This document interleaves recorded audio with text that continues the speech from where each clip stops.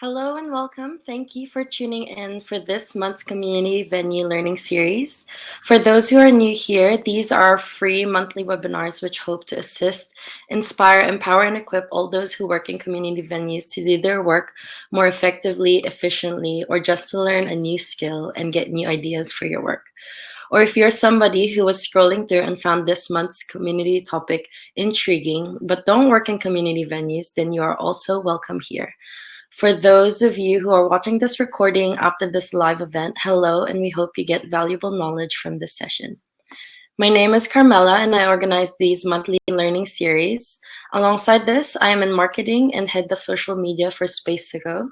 Just a little bit about SpacetoCo before we move on. Our mission in SpacetoCo is to help community venues be a thriving hub in their communities by being able to help and provide opportunities to grow bookings, increase community engagement, as well as support. This is why we started this learning series, among other things. We also created and provide free resources to be able to do exactly that. SpacetoCo is a two-sided marketplace where you can list your spaces where guests can find them online and book your spaces. But it is also an efficient booking system tool where you can reduce your admin by 80%. We work with a number of local governments as well as community centers across Australia and New Zealand. For this month's Community Venue Learning Series, you will be hearing from some awesome speakers on how to build strategic relationships for community engagement and why, from their own experiences, it is important. We hope to learn different perspectives on how to approach this topic in your work in community venues, as well as some top tips. So we will just move on to our agenda for today. I've already done the introduction. I will head on to a really quick icebreaker, which we will do through the chat. Then we will have our first speaker, Viane Makalio, speak. And then if you guys have any questions for him, feel free to ask after his session. After that, we will have Alyce Brewis join us, and then question and answer again. And if you feel like you missed any time to ask your questions, we will have another time for that at the end, and I'll just wrap the session up. This session shouldn't take longer than an hour, so that you guys can go back to doing the important roles that you guys in your community venues. So for our icebreaker today, we would like to know your name, where you're based, what your community venue is, and if you don't work for a community venue, what organization you work for. So we'd ask if you can just keep it alive on the chat, which is on the bottom right button in this session.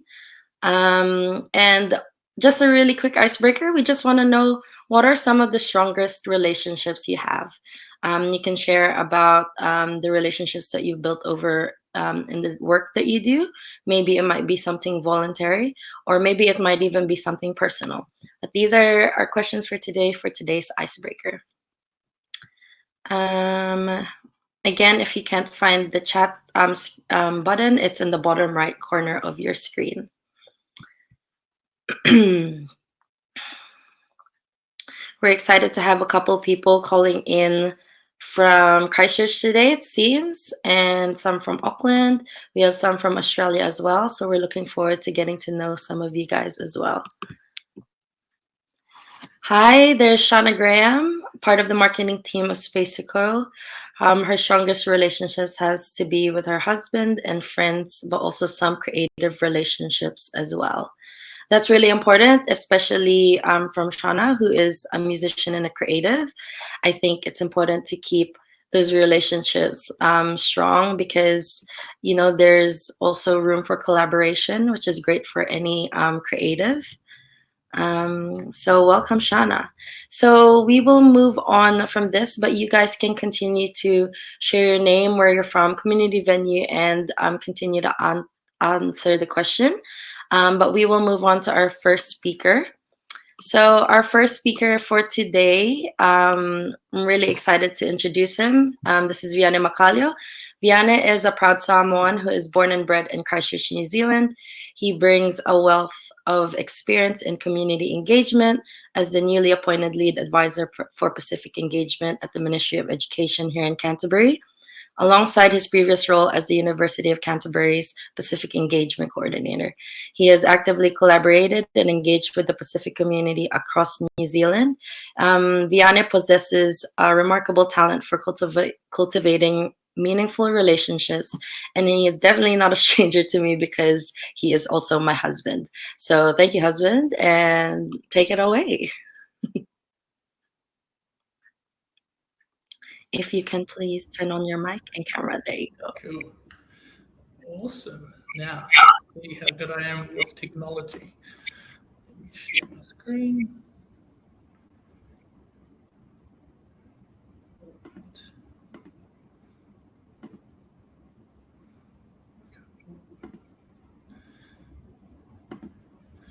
All right, sweet. Can people see this and hear me? Your screen. Hello? Have you shared your screen? I was hoping that was sharing my screen, but alas, let me try that again. Share screen.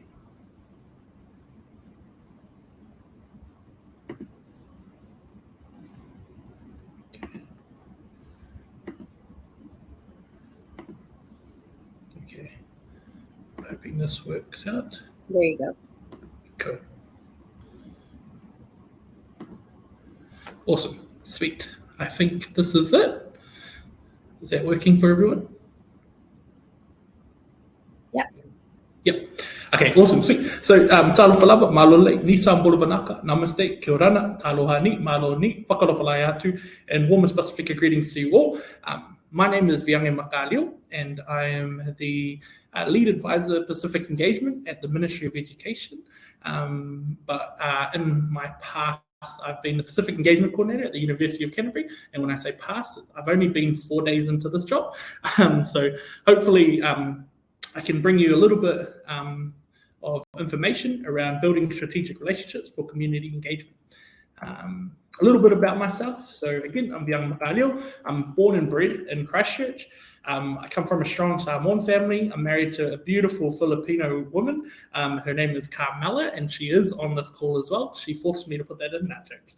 And we have a crazy little girl who is Elena. She's 1.5 going on to 13.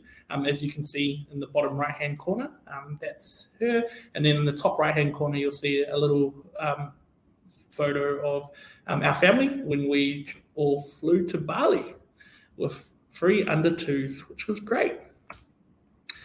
So a little bit about the experience that I bring to this space. So my background is around kind of youth work and security. So I was a security guard. I've done private and public security as well. I've been a youth group leader. I've been a youth worker. I've done so we've used a lot of different community spaces. Wherever we could save money, we did. Even events coordinator at the Catholic Youth Team as well. I've part of the Pacific Youth Leadership and Transformation Council. As part of that, we run kind of the Parliamentary Pacific simulation, but we also run heaps of different gatherings with ministers, with different speakers as well around Pacific youth issues. I was the Pacific Engagement Coordinator at the University of Canterbury, running the events, outreach and communications for 6 years.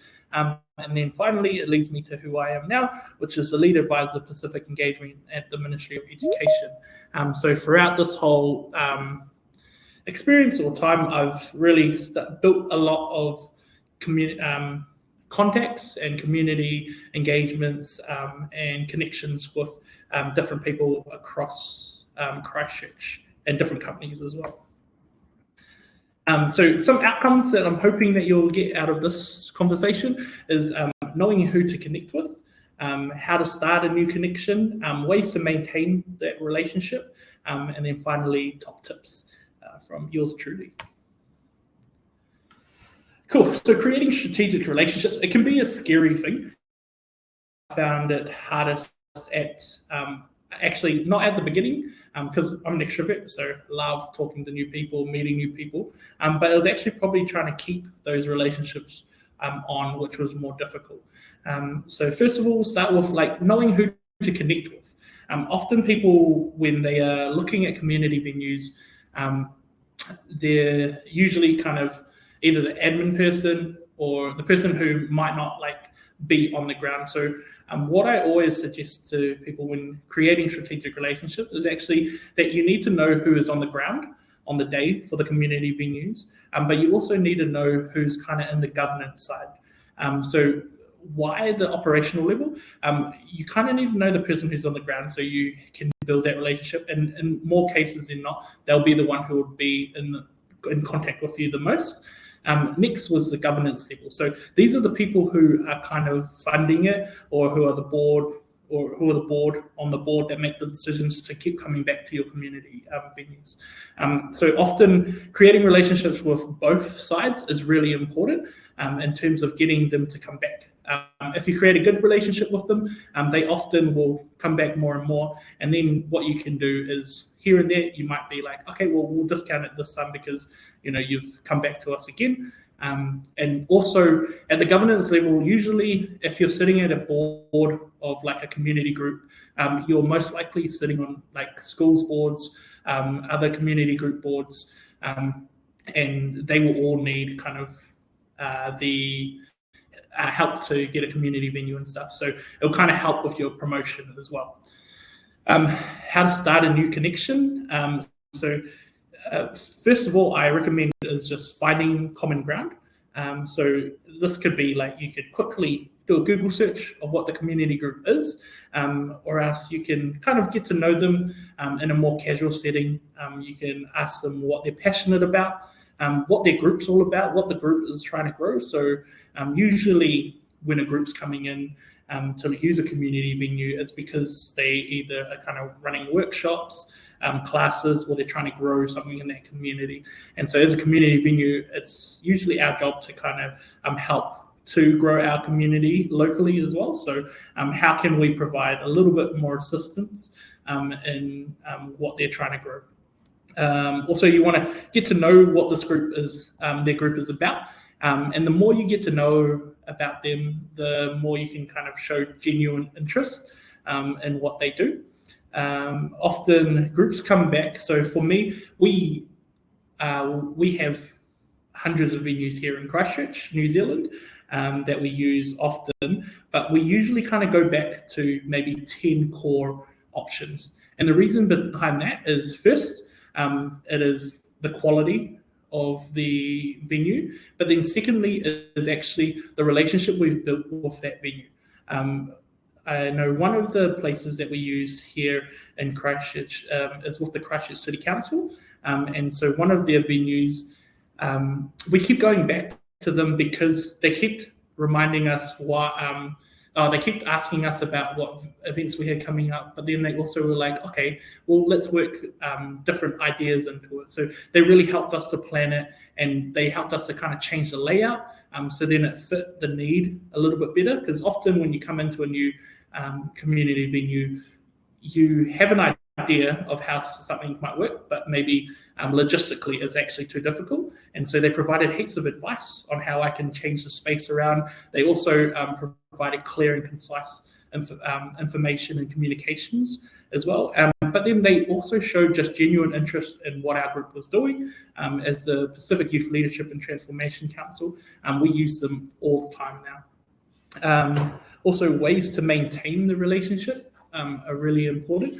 And so there are a few ways that we can do it. So there's like the pop-ins and follow-ups. So when I say pop-ins, it's not to like pop in and tell them off for doing something wrong, but it's actually to pop in and just check in and maybe offer some advice, offer some help here and there. And then finally, probably just follow-ups. So after an event, it's always good to know that, hey, look, we're still here for you.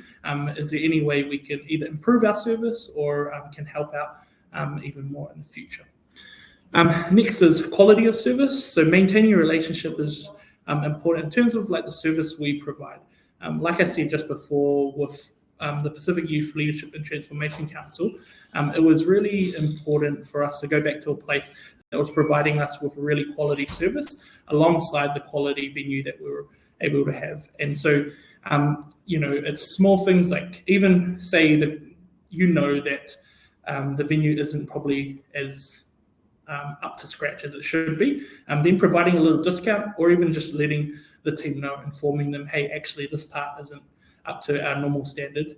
Or even if you find out after, then you could be like, hey, actually we'll refund a little bit of it because we found out that wasn't to our normal standard. And holding our own staff accountable to that as well, I think is really important. Next is evaluation and data.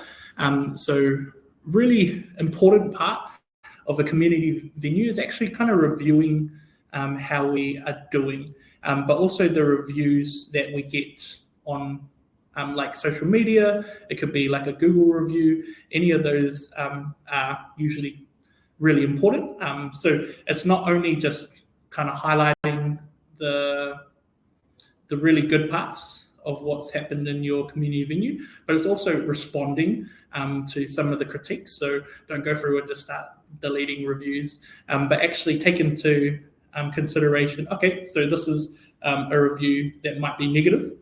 How do you fix that? Or as a community venue, how do you answer that issue? And so it's all about making sure that maybe, okay, you fix it, but then you need to let the person who critiqued you know, hey, look, we've actually fixed it. Do you want to check it out?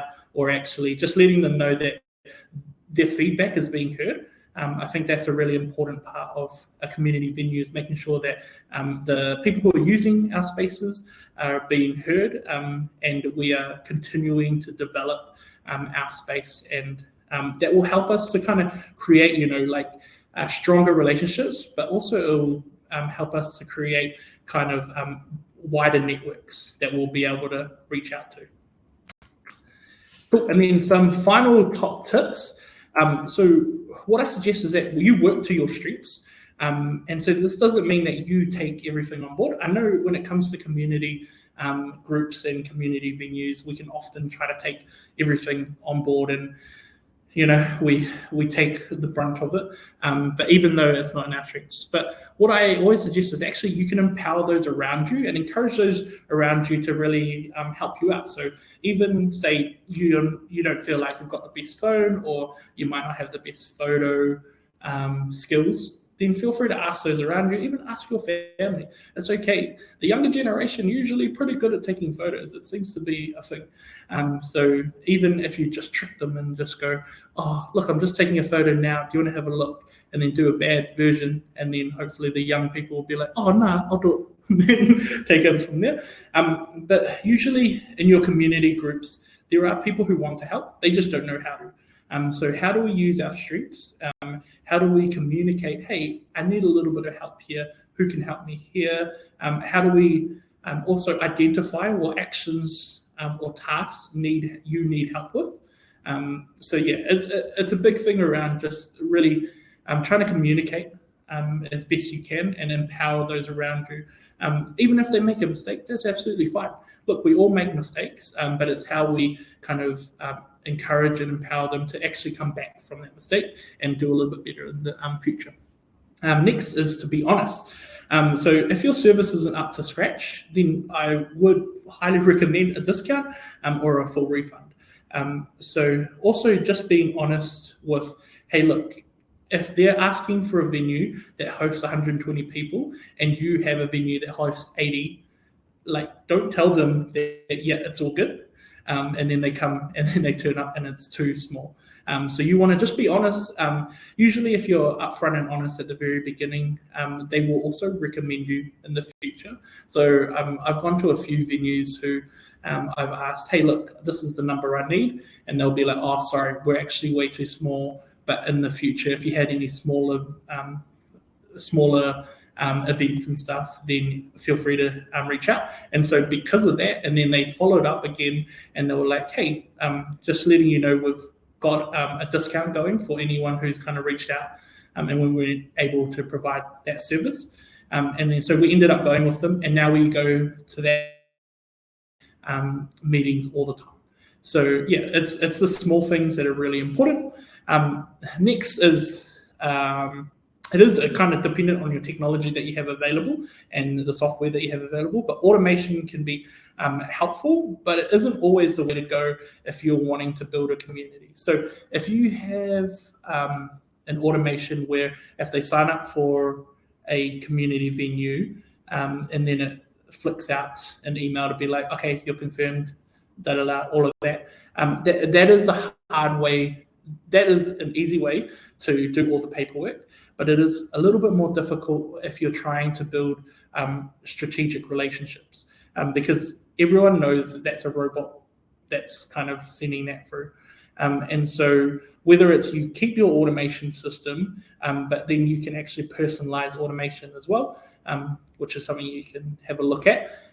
Or else you can keep your automation and then follow up with a real person who quickly gives a call to be like, hey, is there any issues? Is there any questions that you might have to really build that relationship? I think the face-to-face or like the talking with someone else is a really important part of what it means to be a community venue, right? Because you're the people who are in the community who are face-to-face with them. And I completely understand that. And that's why I think that's really important, is that like one-on-one time. And then finally, my final tip is relationships are a two-way street. So often when it comes to building strategic relationships, we think it's actually just about bringing people in, bringing more people in, bringing more people in. But really what I would kind of urge is actually, it's not just about getting them here, but it's also about keeping them here. And also like sharing between both of you. So yep, you can provide them a service, but at the end of the day, if you're trying to create a strategic relationship, you actually want to provide them a service, advice, you want to go above and beyond. Because just like in any other good relationship, the more you kind of give in terms of positivity or advice or all of that, the more you can get out of it. And so the deeper the roots will grow in your relationship, the more likely that it will be able to spread and branch out to all of those that are connected to that group, connected to the online community, or even the in-person community and the local community. Yeah. Other than that, I think that is my time. I better check the time. Yes, I think I've gone a little bit over. Sorry about that. But yeah, that is me. So thank you so much for listening, everyone. Thanks, Viane. I think that was awesome. You gave a lot of practical advice and just a new perspective on how to really approach different ways to build community and to engage with the community in a more face-to-face level, which is awesome, because oftentimes I've been in a role where you can get so caught up with the admin and use that as an excuse sometimes to not meet with the community. So one of the questions I actually had was, in your experiences, do you feel like there are different approaches to creating relationships within different cultural groups? And if so, how did you go about that? Oh, that's a good question. Yes, I think there is definitely a way that you can go about it. What I would suggest is, for me, it was more about finding a common ground for myself with them. So, yeah, that's a very good question. So the culture wasn't ever an issue for me. It was more if I could connect with them in some kind of way. Once I found that common ground, I would then kind of ask them more and more about their culture. And obviously, when you're trying to develop a relationship, you want to know more about their culture, their traditions, and stuff like that. And so I think I just needed some kind of common ground to really break the ice. And then I would build from there into actually asking and finding out, and actually even starting to say some of the words that they're teaching me, all of that kind of stuff. So I think common ground really was important for me in terms of breaking the ice, but then finding out and really wanting to learn more about their culture, that is probably what helped to build that deeper relationship. Yeah, that's good. It's like we forget sometimes that learning as well can be a great way to create these relationships. We just have a couple of questions in the chat. One of them is, have you had opportunities arise after connecting with someone in an operational level? Yes, I have. So when it comes, so I don't specifically own a community venue, but when I kind of help in that community space. When I'm connecting with them, yeah, most likely for those who are connecting with operational level, so operational level people are also really awesome and kind of give you like a lot of connections as well. But in terms of the operational level, heaps and heaps I've had contact with. So I've had Pacific groups come in and use some of the spaces here at the University of Canterbury, which I'm currently zooming in from. And so I've been able to kind of meet with them, and then out of that has become like, oh, okay. So when I was working here at the university as a Pacific engagement coordinator, it'll be like, oh, cool, this is what you're about. Cool. Now, would you like us to come out to your school? Would you like us to come out to your community group? And we can offer different resources. We can offer different bits and pieces. After that, we just kind of keep going back and forth, giving each other something. And then that's how our relationship kind of grew. Yeah, that's awesome. Another one is, how did you deal with the fear around creating a new strategic relationship? So, for example, if you're an introvert or a bit daunted by approaching somebody. Yeah, for me, I think, give me 1 second to think about it. It's hard because I'll be honest, I didn't overly have any fear in creating strategic relationships, mostly because I'm really extroverted. You can ask my wife, she'll attest to it. But I think when it comes to fear, what I want to do is actually think of what is my end goal, right? So my end goal was actually I'm creating this relationship, not just for me to get something out of it, but also for my community to grow. So I think once I kind of had that in the back of my head, I was like, oh, what is it? Yeah, I kind of told myself it's like, oh, like fear shouldn't stop me from doing what I love, doing what I'm passionate about, and growing the things that I want to grow and developing the things I want to develop. I hope that answers. Yeah, no, that's good. I think from my experience as well, I think it's just building up to it as well. If you're somebody who's not used to sharing or approaching somebody in a social setting or even introducing yourself to somebody, it's like just slowly having small conversations with different people to start practicing. But that's awesome as well. And I think we have one last question. For somebody who has had a front-facing role, how did you manage doing all the admin and then making time to do the face-to-face engagement? I managed it easily. I stuck to my 9 to 5 and absolutely no issues. No, I did. Oh, I love that. That's a great question. So at the start, I actually really struggled with it. I would come home late and then I would go to work early. I would quickly, like, I wouldn't eat throughout the day because I'm just so busy doing all of that. So a big part of what really helped me was actually I just forced my boss to hire more people, and then I got some more people in to help me out at different times, but it just wasn't keeping up with everything. And sometimes those casuals weren't available for to work. So then I ended up working with my brother-in-law in creating some automation. So I automated a lot of our systems, the heavy admin systems, in terms of like not the communications between me and someone else, but more like the templating. So we created heaps of templates that were ready to go, and we used a app called Teams, and then we use something called Power Automate. So pretty much in a form, I fill out the form, and then that form gets translated into or transformed into a Word document, and then I can send that Word document into a folder ready for me to use in the future, or else I can even get that to also be changed into a PDF and then sent directly to the person, depending on what information I input and stuff. So automation definitely helped me, but it is like if one part of your automation, it's called a flow. If one part of it is incorrect, it does screw up the whole thing. So you have to be like very technically also heaps and heaps of really good YouTube videos on it. So if that's something that you're interested in, automation is what I would suggest. Or hire more people. Well, thank you so much, Viane. Thank you so much for the knowledge that you've shared with us. And I'm sure that the practical tips that you've given us through approaching strategic relationships will be very useful. Now I will be introducing our second speaker, Alyce. Sorry, let me just get this presentation here.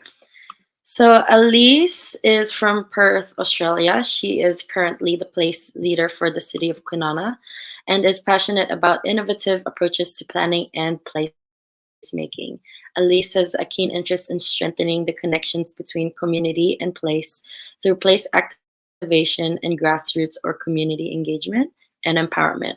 Here to share her experiences and knowledge in community engagement, I now welcome Alyce. Thanks so much, Carmela, and thank you, Viane. That was amazing. I can't believe how many good tips and tricks you squeezed into just like a 15-minute time period, and your passion was amazing. So Kaya, g'day, my name is Alyce. I'm joining you from Noongar Budja here on the southwestern coast of Australia, specifically the city of Kwinana, where I work as one of the place leaders. I'm really excited to be a part of this conversation. Building relationships and community engagement is very much at the heart of what we do in placemaking here at the city. I'm quite conscious of the fact that SpacetoCo has actually run a placemaking webinar in the past, so I don't want to talk too much about it. But for the uninitiated, I think it's nice to kind of give people a bit of an idea of what placemaking actually is. It's also a little bit of a buzzword, so I think it's really nice to hear a little bit about the approach that we at the city have employed, because I'm going to be talking specifically about a project that we implemented in April, so it's nice to know a little bit of the background and the context to that. So from our point of view, we treat placemaking as a collaborative and hands-on approach to the design, planning and management of our public spaces and our neighbourhoods. It's very much people-focused and it's location-specific. So we like to work with the people who live, work and spend time in an area to develop that area and improve it. So where Viane talked very much about tips and tricks, I really kind of want to talk about this project almost as a case study, because it's a really great example of not only what can be achieved when you have those healthy, long-term established relationships, particularly with a really engaged and passionate community, but it's also a good example of how a project can be used to actually help foster and facilitate and grow those relationships, including the relationship that people have with space and with their neighbourhoods. I wasn't originally going to do this, so I'm going to give it a crack and try and share my screen.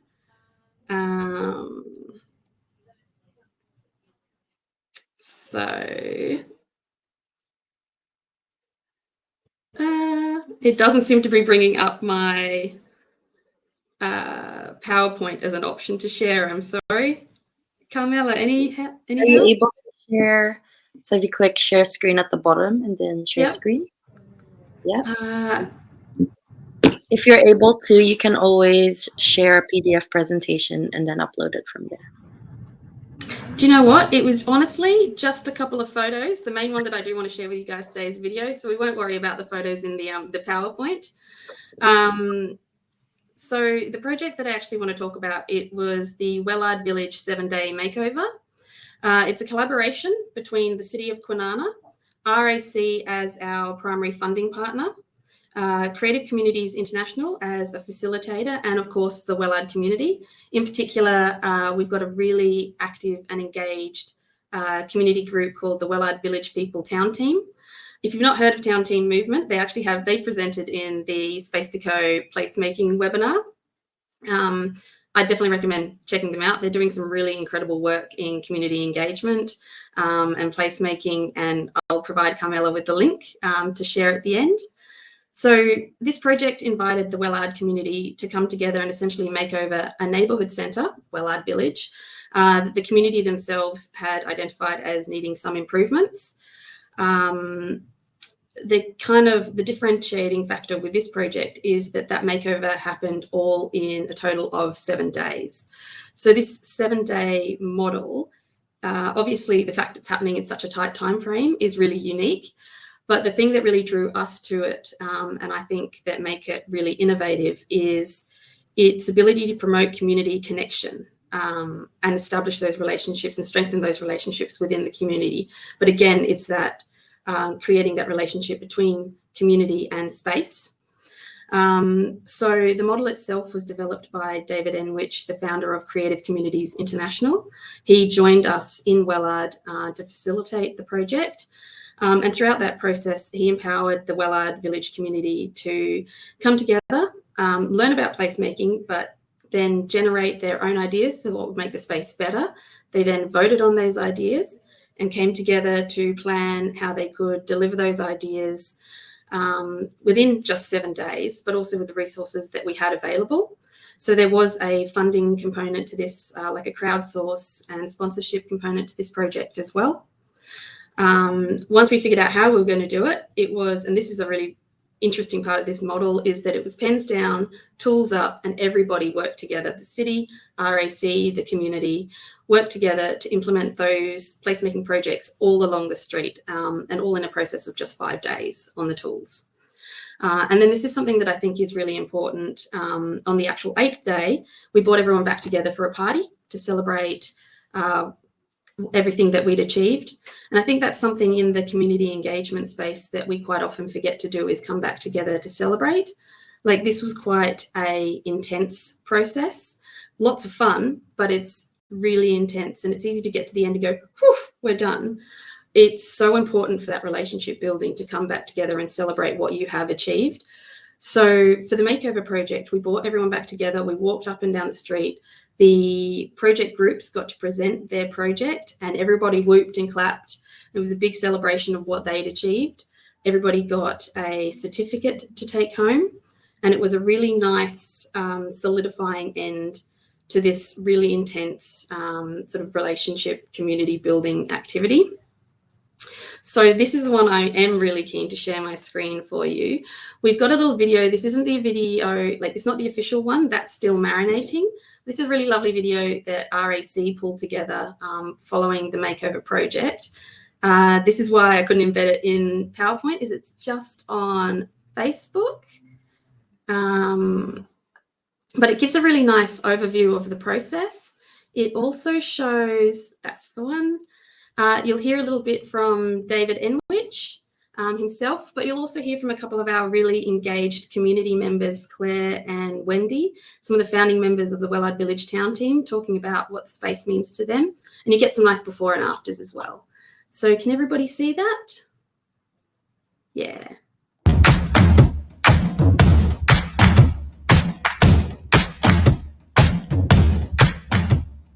My name's David Enwich. I'm the Director of Creative Communities International. We're the pioneers of a very agile method of making over town centres called the 7-day makeover. Rather than taking months or years, we make over entire town centres in a 7-day period. What we're hoping to do is to build enough community momentum so that the community continues to do makeovers after we've left town.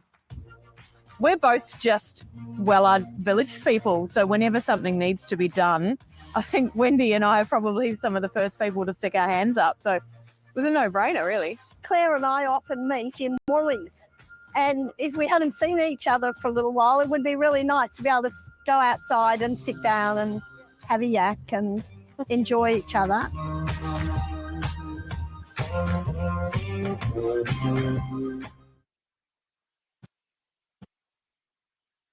Cool.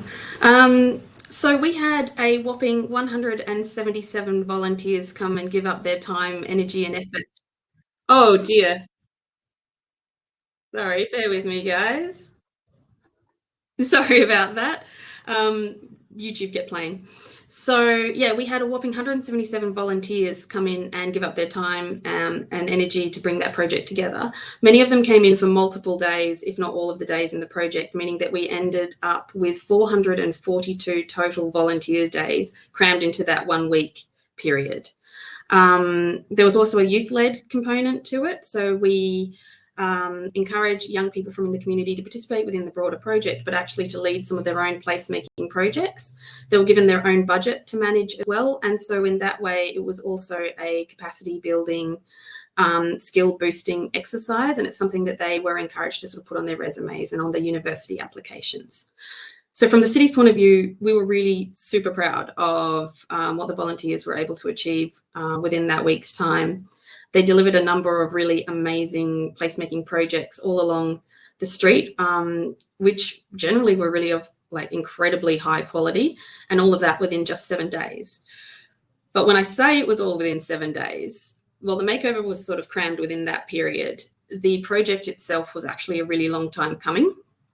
This is a little bit of what I really wanted to talk about today, was that it was informed by, from the city's point of view, 3 years of community consultation and engagement and relationship building, without which this project would never have been possible. So when I'm talking about consultation, I'm sort of talking specifically about the activities when we're asking questions and looking for direct responses. Then when I'm talking about ongoing and prolonged engagement, that's not necessarily consultation. Viane spoke about the quality of the relationships that you're building rather than just getting people in the door. And that's sort of what we're talking about when we talk about engagement. It's that ongoing connection and presence that you're developing with the community. So that could be something from a placemaking point of view as simple as small activations and events, or it could just be being out in the community, talking to them consistently, chatting to your businesses, showing support to your community groups and your community champions, and building those relationships and that trust. And that's something that really came into play with this particular project. At the same time that we were doing that, the community groups and the community champions that we were working with were doing the same thing themselves within their community. They were also growing their numbers, building their capacity and strengthening their relationships within the community. So it's worth noting that a key role within the Place team is we chat to communities about their wants, needs and aspirations for their neighbourhoods and their public spaces. And then ideally we work with them to help make that happen. And so we had that feedback from that process from the Wellard community about what they wanted to see happen in this. A lot of it focused very much on this neighbourhood centre, and it was feedback around wanting to see it look tidier, a little bit of greening, support for local businesses, people wanted to feel safer, they wanted to see the space activated. So it was a lot around, we could see the potential that that neighbourhood centre had, but it just wasn't quite reaching it. And because we were working in that space for so long, that message was consistent. It was like triangulated between the different consultations we'd done, but also that ongoing engagement, which meant it put us in the position that when funding became available to do a large-scale project like the 7-day makeover, we were able to jump on it really quickly. We could be really dynamic in our approach. And the feedback that we'd received from the community consistently over that time and throughout building those relationships directly informed the proposal that we submitted to RAC through their Reconnect WA initiative. We didn't have to go back and have those conversations. We had it there in the back pocket, ready to go when an opportunity arose. So that application was obviously successful. The project went ahead. Funnily enough, the project in its original form was not for a 7-day makeover. The original proposal was for a much more traditional co-design model, whereby we work with the community, come up with a shared vision, and then the city goes away and implements it. But it was through the engagement process for that project that we invited David from Creative Communities International to come out, run a workshop, get people excited about it. And he did his job very well. And the community at the end of that session voted via a show of hands that they wanted to continue to work with David and, if possible, implement a 7-day makeover right here in Wellard. Because of the nature of the 7-day makeover model, it ticked a lot of our boxes, particularly around being agile in our approach and generating community ownership and connection with a place. So both the city and RAC were super happy to pivot to accommodate that model. But what that model means is it relies much more than that co-design approach where we can go away and implement it ourselves. It relies on that community buy-in and that boots on the ground support from the community to make something like this possible.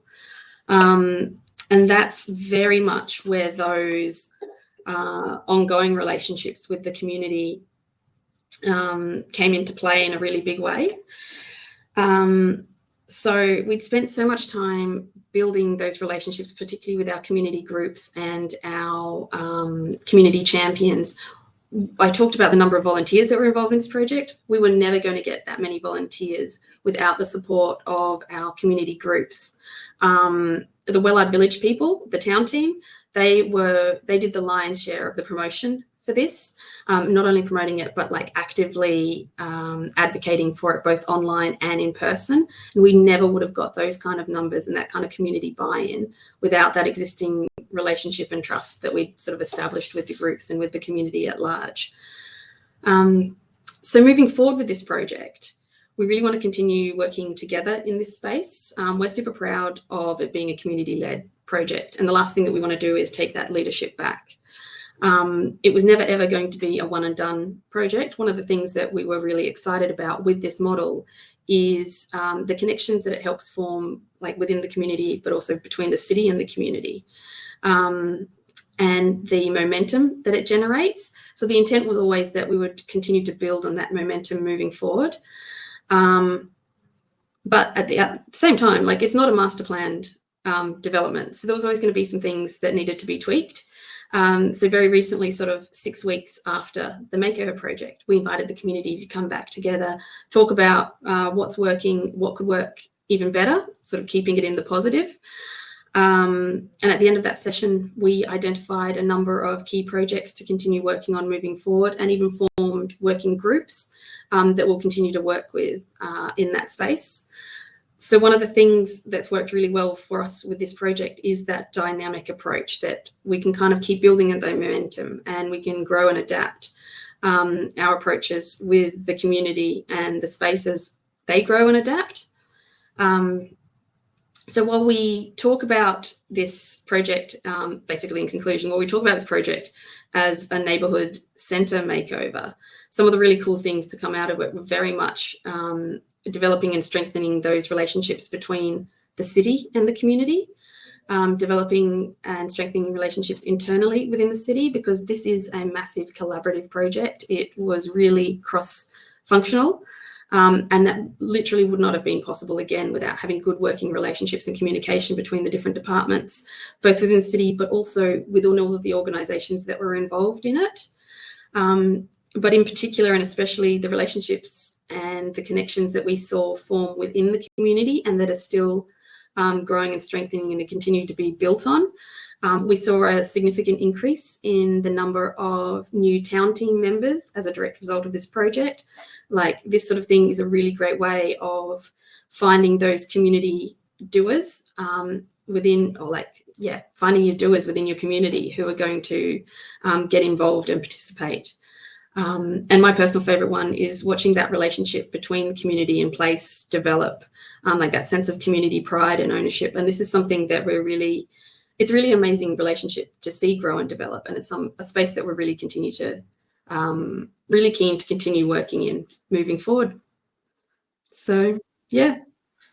Amazing. Thank you so much, Alyce. Like, I loved seeing like the project come to life, and just seeing even from the video what a space used to be and then what you've transformed it to be. And I just thought to myself, like, simple things can be done and it can create such massive impacts within the community. And I think for me, the two things that stood out for me with what you said were the invitation. Like, even you were like, you asked somebody to come and speak in one of the events, and so that collaborating with others overlaps with what Viane mentioned earlier, which is the fact that you can empower and encourage others by playing to their strengths simply by invitation. And we forget sometimes that inviting and the invitation creates relationships. And I loved your last part where you were talking about growing and adapting with the community. You know, we're not people who are just here to do our jobs and go home and then sleep at night. Like, we're part of the community. We're part of we're bigger than ourselves. So if we are missing out on the things that are happening within our community, if we're not growing with them, then we're also missing out on how we can create and sustain those relationships. So thank you so much for that. That was amazing. We will be sure to send the videos and the photos that Alyce has shared in her presentation to you guys afterwards. If you guys wanted to learn much more about the 7-day makeover and the case study that she's mentioned, we just have 2 questions in the chat for you. One of them is, excuse me, in terms of projects, how do you create a relationship with an established community without taking over? So maybe some tips on building trust and engagement. Cool. That's a really good question. So one of the first things coming in from a local government perspective, particularly when it's an established community, is often there's an existing history there that you might have to manage before you start to build or almost rebuild that relationship. So there's definitely been cases where we in the place team have come in and the history with the city hasn't been great. So we've had, before we even start building our relationship with that group, we've had to kind of unpack the existing relationship between that group and the city. And generally, the thing that we've found works really well is just listening, giving people the space to talk about it, but also, particularly in building those relationships and in those early days, I think a lot of trust was formed by it not just being talk. Like if you made a promise, Viane talked about like the transparency side of things and being honest. Transparency and honesty and reliability go a really long way in developing those relationships and like a sincere relationship. And so if they come to you with an issue and you literally can't do anything, I think you've got to be able to explain that you can't do anything to help, but you can do that in an empathetic way. And if you say that you will do something, you definitely need to deliver on that, particularly if you're rebuilding a relationship. The question about not taking over is a really, really good one. I like to think of myself and our role in the place team as facilitators, not drivers. Occasionally, if you come in with a new group, you might have to help and drive because they need some of that momentum and they might not have those drivers in the community yet. Particularly if you're dealing with an existing group, it's thinking about it as a facilitatory role, like they will come to you with what they need help with, or and you can organize regular catch-ups and all of that kind of thing, but it's not sitting in the driver's seat, it's sitting in that facilitatory role and saying, well, what can I do to help you? What is your plan? How can we support you in this? If that answers your question. No, that's awesome. That's a lot. That's awesome. I think that was the aspect like reminded me of like when I was starting in a new role as well, in a new job. One really, really key tip and advice that was given to me was in your first 3 months, don't try and do anything new. Just get to know people, learn how it has been done. You're not meant to change anything revolutionary yet. Like you're just meant to listen to people, get to know them. And so even remembering that, because like sometimes we forget that it's like we need to be project leaders and immediately bam, bam, bam, changing things. And it's like, actually, no, sometimes there are things in the community that community members already love. And so if we try and change something that they love, like it might break a relationship or strain it. And so that was awesome. I love that. Can I quickly build on? All I was going to say is with our place approach, we literally wrote 18 months into our place approach that it wasn't doing things like we do little activations, but it was literally just to get to know the communities that we were working in. That's awesome. And you even mentioned that in your session, it was like the community consultation in itself took like almost a year in like or more. It wasn't just like here's 7-day project makeover and then we're gonna do it in 7 days. It's like no, there are lots of things happening before that to get to. It's 3 years. Yeah, so it was amazing. Another question is, have you encountered challenges in engaging with the community, and how did you overcome those challenges? Absolutely. So I guess it depends on the kind of challenges that we're talking about. I think the challenge that we're all consistently going to face is how do you engage the disengaged? And that is such a massive, massive question. In terms of a project like this, so every time I host any sort of community engagement or workshop activity, I am so worried that nobody is going to show up, and we're going to be a workshop of 3 people and the facilitator. And I'm sure lots of people can relate. But I always remind myself that no matter who turns up, the people who are in the room are the right people. So in terms of that kind of thing, I think you're going to get, and it'll happen naturally. Like when we first started doing our engagements with in Wellard, we were getting maybe 9 people to an engagement. And in our last one, that debrief session, we had 56 people turn up, which in a smaller neighborhood, that's amazing. In terms of engaging the disengaged, I don't have a silver bullet. I think consistency helps. But beyond that, I'm afraid I don't really have much of an answer for that one. I think it's the golden question.